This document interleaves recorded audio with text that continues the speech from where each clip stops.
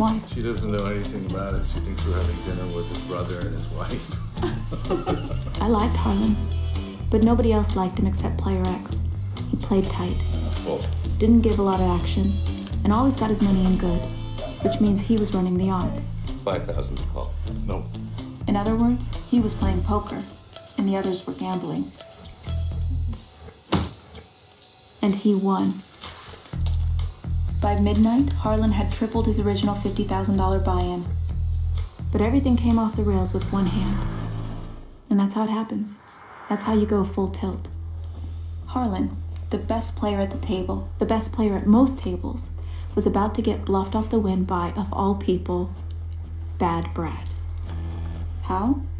Because Harlan had never played with Brad before and didn't know yet that Brad was bad. Harlan's got a boat. Nine's full. Brad's got nothing, but his pre-flop betting made it look entirely accidentally like there was a chance he had pocket kings, 20,000. which, if true, would give him the better full house. Brad's counting off 20,000, which means he's gonna call, and Harlan knows that if Brad's gonna call and not raise, it means he didn't have the boat, and he's betting a high two pair, probably kings and queens. But then instead of calling the bet, Brad pushes $72,000 into the pot. I'm all in. Harlan looks at Brad. Every tell Harlan knows about, carotid artery pumping, stiff hands, Brad's doing the opposite. Brad's betting represented a huge hand by calling on the flop, check raising the turn, and bombing the river. Of course, Harlan didn't know that Brad didn't know what any of that meant. So Harlan, always a good sport, said, Nice bet. I'm laying this down. as he tossed in what he didn't realize was the winning hand. Brad tosses in his cards too, and one of them flips over and Harlan sees. You didn't have pocket kings? I didn't have any kings, except the one in the middle. You had two pair? I had one pair, the nines in the middle.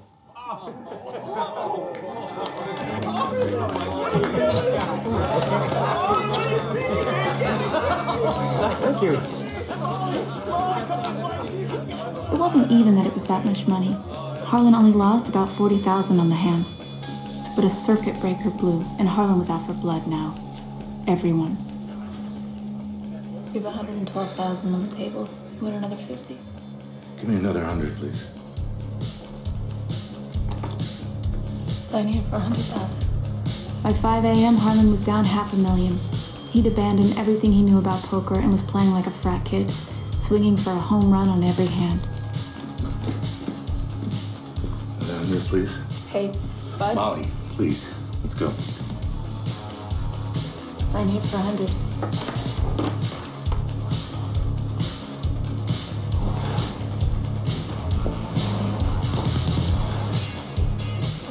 Text messages were going out letting everyone know Harlan was bleeding.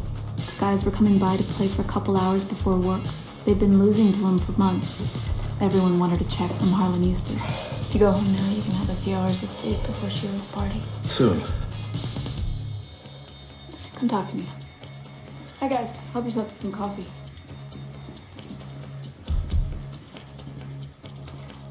You're on tilt. Everybody knows it. You're playing without the weapons you need to win. You're right. All right, thank you. Just give me 500,000. I just gotta get back to even. That should be the second line of every gambler's obit.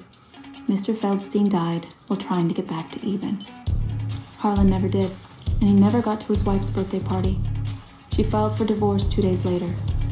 But there was one last punch coming that would put Harlan on the floor for good. Harlan was